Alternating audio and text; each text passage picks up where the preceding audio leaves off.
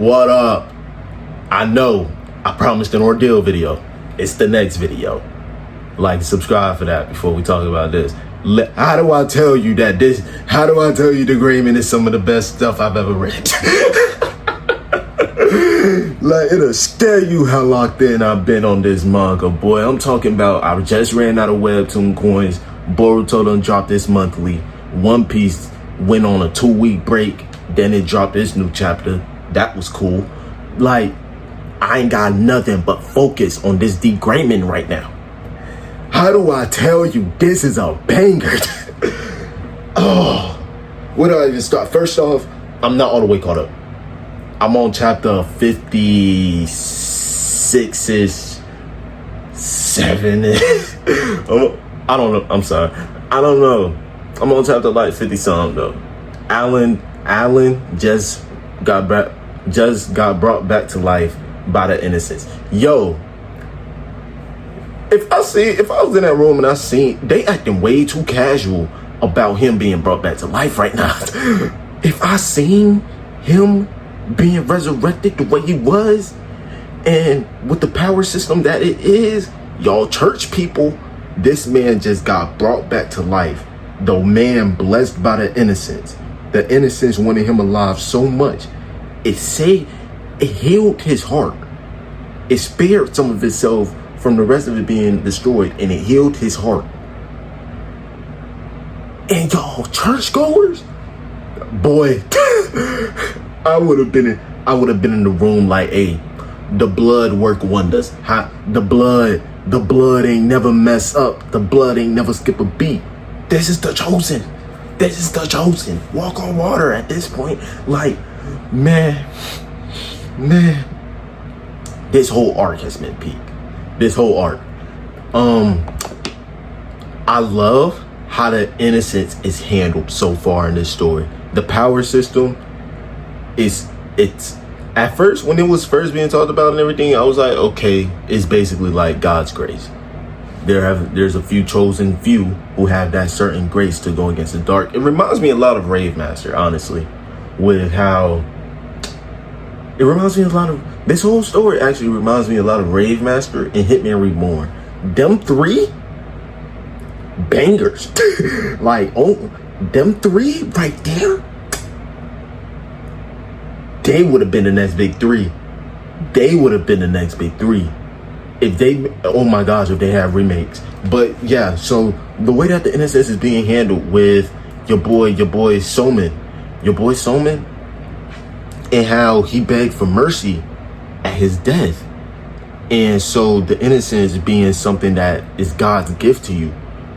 You went to basically the disciple of the devil, was coming to you, and you gave up on your faith from God and said, please spare my life. I'll give you anything you want.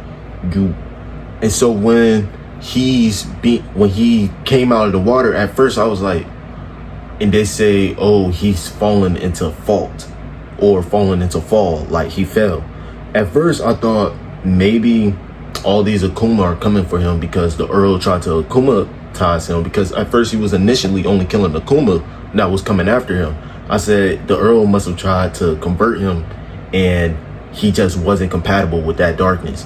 And so the imbalance of the Akumatism with the grace, with the innocence, that clash, it messed him up so bad. No, not at all. Because he gave up his grace. You being a soldier of God, you gave up your mission. The innocent said, you are not compatible no more. Get me the fuck up out of here. And it started self-destructing in his body, trying to make sure that he died. We don't want you here no more. You have no purpose. You can't make it. You couldn't make it through your mission. We don't need you here. Keep in mind, at this point in the story, when I'm reading this, I'm like, so we going against Old Testament God. You should have known better. You should have known better. You should have known better. We going against Old Testament God, especially with the fact that we got Noah's people pulling up as the villains. Interesting. But we got Noah's people pulling up, and Noah saved, like, we seen what happened with Noah's people. So Alan still knowing that the innocence is trying to kill you, and him like still trying to pull Suman out of the innocence before it gets to him. Like, I know I can't save you, but I gotta try at least. And then when he fell again, I love that moment when Alan's arm completely gave out on him. Alan took a huge hit. He's on the ground and he's sitting there. He's like, I give up. I can't do this no more. And Tim Campy quickly smacked him back into reality, because, hey, you can't be saying stuff like that. I feel like if Tim Campy was not there, that boy Alan would have fell right then and there. That was his limit. Your Akuma weapon don't work, and you actually just not moving. Like, you can't figure out a way to do this. That was his moment right there. That was his Itadori Yuji moment, where I can't do anything about this no more. I give up. And I love how they handle the innocence, boy. And I love how the church's experiments, because I could make a whole video itself about the church. The church is grimy. I'm sorry. It just is. The way that it handles people, with even Kumawi, when they was making the decisions of, oh, can we please send the dead people back to their families so their families can grieve? Because the dead people, they don't know that their people's dead. They think they just out there on a mission still, and they just ain't come home yet. These niggas dead as hell. Like, and Kumawi sitting there, he's like, no, we'll keep them here. We'll cremate their bodies, and we'll handle their innocence in our own way. How do y'all know that the Earl won't try to akumatize an exorcist? You see Alan. Like, you see Alan. How do we know that he won't do the same thing to the rest of the people? Don't let their bodies leave here. And that's just how it is. They signed up for this. They should know what it is. And Kumawi, that's not even his character. Kumawi is one of the most caring people there. And we see, like, after he says that and he goes into his room, we see, like, the mental toll that he's bent over. Pause. He's bent over on the table, though. And he's like, fuck me. Fuck this job. And when they explaining what the fall is, basically, and the experiments, and how Rinaldi was witnessing a kid being put through the experiment where they forcing the innocence into his body, and it's like, he's not compatible. And they like, nah, the fact that he made it this far means there's a hint of compatibility with him. Just keep forcing it. He can take it. We got to do something about this church. I got to say it. We had to do something about this church. That's what I love about these Christian stories. You feel me? I love them. I love them. But that's neither here nor there. This is just a general video before I make my individual videos about this series. Y'all subscribe for that. Be here. Because they gonna be bangers. But another thing that I also love, I love Alan, boy. Alan. Ronby, my boy too. Ronby is my dog. The hammer and stuff, but I love the power system. When Alan's arm evolved into the second form, I was like, what are we doing right now? And him, literally, his eye can now he got the Byakugan. Now he's seeing 360 degrees, 30, like a 3-kilometer radius or something like that. Y'all cooked. But when Rambi is seeing the Akuma, when he sees it, and he's like, bro, Alan, I thought that this was like a benefit that you can see this, because I remember when they first met and they had to go against the Akuma, and Rambi was talking about Alan like he's benefiting from the fact that he was cursed. He's like, we're not all as lucky as you. We cannot see them. We have to make the snap judgment of not trusting anyone. If they get too close to us, immediately be hostile, because we don't know what's going to happen. You have the benefit of being able to differentiate. Now he sees what that benefit is. I don't even want that shit. He said, I don't want nothing to do with that. Never mind, big bro, you got it. Like, he said it's hell. It's hell. And Alan's whole thing where he's going through all this, 15 by the way, 15 years old by the way, on some Jon Snow shit. He's going through all this and he keeps a smile on his face. He keeps a smile on his face and he sticks to his guns, his morals of, I need to keep saving these people. Like when, Alan, my boy, when he literally snapped on Rinaldi because Rinaldi saved him from trying to save someone that was beyond saving. And he was like, why would you stop me? What are you doing? I could have saved him. You should have let me try. This nigga also, bitch, I'd rather die. Like, he moving. He was really teed about that saving people. He don't play no games. He get down with it. And when she check him and she like, you don't understand that we your friends too and we just can't sit here and watch you die. You just throwing yourself at all these problems. Bro, you one person. You gon' die eventually. And when I seen all these fights building up to this moment, I literally said, yo, he gonna die real soon. Like, y'all gonna have to resurrect him. Y'all know that, right? I seen it coming a mile away. I was like, bro, he making out of every fight through the skin of his teeth. He really died in what's in there. He really died against the vampire lady. He really lost it there. It was just that the moment he died, he evolved. That's really all that happened. He really kicked it right there. He really kicked that bucket. And because this sector is going to get into with the villains. So I'm gonna just talk about the villains before I talk about that specific moment where he was like, this black and white world, and they like, you want to evolve? All right, sink deeper into the dark. The darker the black, the whiter the white type shit. Like, sink deeper into this world, because it also, I feel, ties very deeply with the world that he was in when he died.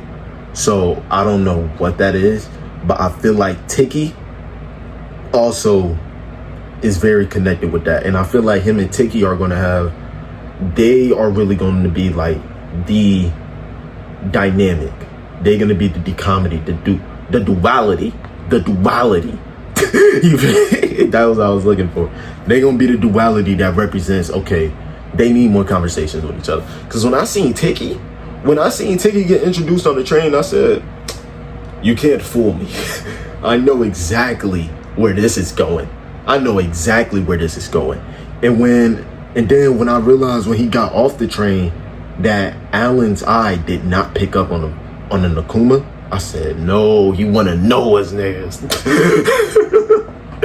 He want to know his people. And then he literally went, but I didn't expect it to be handled the way that it did, where it's almost like a split personality, where even Ro, when she sees it and they like, how does Tiki, I wonder if Tiki is able to like handle the missions that he does, knowing that he has connections to humans, but he kills so much without remorse, basically. And they like, bro, it must be sad for him. And she's like, I wouldn't say it's sad, I'd say it's more frightening, because Tiki is very aware of what he does. It's just that he also sort of like knows not to fall too deeply into his bloodlust. Like, he calls the murderous version of him the black version of him, and he calls the peaceful one the white version of him. And he's like, I can't fall too deeply into the black version of me, or else I'm just not ever going to come back to the white side. But I can't fall too deeply into the white side, or I'm just going to forget who I really am. And so he has this very balanced, where it's almost a split personality, but at the same time, it's really more like, this nigga's just crazy. You feel me? And so when he ran into Alan again, I didn't expect it. I didn't expect it to happen. This nigga Tiki moving though. He really moving though. From when he ran into the first exorcist, when he first teleported in and he just happened to see bro coming behind the wall. He was like, I was reading that and it didn't register to me until I got to the end of the chapter, and they was like, bro, dead. I was scrolling back up. I seen he just happened to cross paths with him. I said, wow, right then and there? You killed him that fast? Cause I was like, yo. And then the kill count just was boosting. I said, yo, y'all gotta watch him. Send y'all best niggas at him, actually. Take it gone. And then when he pulled up on Alan and he explained his power, because when they was given an autopsy report, and I was like, and they said that the bodies was dying from a lack of like organs, but there's no physical damage to the bodies. When I read that, I said, okay, we dealing with Kamui. We're dealing with Kamui. We're dealing with Obito, bro. But I don't know who it is. I don't know. But then we get revealed, oh, that's Bro's power. But not only does he have Kamui, this nigga's what's in name? This nigga's the mod from Miraculous, bro. This nigga's Killer Moth or whatever dude name, where he's sending out the little Akuma butterfly things that corrupt people, and he's having them go into the body, and basically they feed on the emotions, and then they nest into those emotions. They grow on those, and then once he's there to collect, they all come out. But I guess they enhance as they feed onto your emotions. They also enhance them as well, and that's why he sort of needed Bro to be like, please just save me. I'll give you anything you want. Him doing that, it gave him permission to be able to akumatize him, but not actually akumatize him. It's just like, alright, I'm gonna have them nesting you, feed on your emotions. Since you wanted me to do that, I left you alive.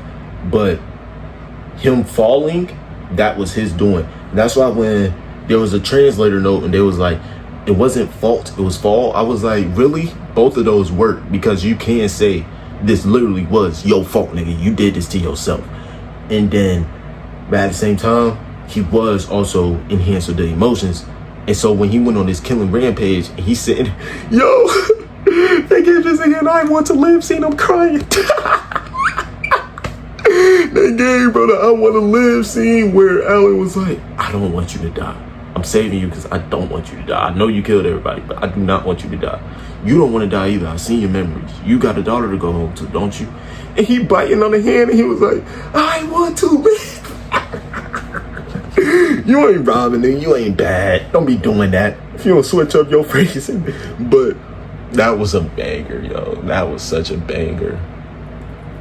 And then we get to the conversation that he has with Tiki, where Tiki's white side is basically coming out, kinda, where he's talking to Alan. He's like, yo, Alan doesn't even recognize him being the dude from the train, but he's like, yo, I really wish it wasn't you. I wanted to hang out with you on my white form and play cards with you, bro. But I'm kind of on a mission right now. So is you Alan Walker, my nigga? And then when he's explaining, like, yeah, I can go in your body. I can go through your body, and I can take out whatever I want if I want to.